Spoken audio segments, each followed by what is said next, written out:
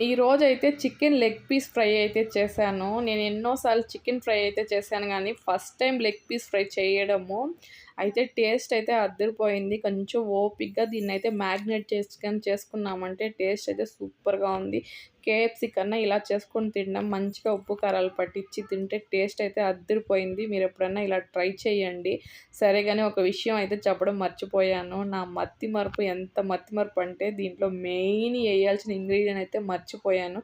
మీలో ఎంతమంది చూసి నాకు గెస్ చేసి చెప్తారో చూస్తాను.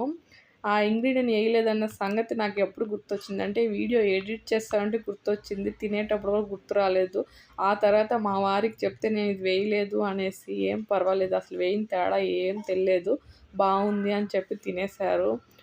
టేస్ట్ అయితే అద్దిరిపోయింది. ఫస్ట్ టైం చేసినా కానీ ఇంకెప్పుడైనా ఇలానే చేసుకోవాలి. తప్పకుండా నేను వేయని ఇంగ్రీడియెంట్‌ని కామెంట్ చేయండి.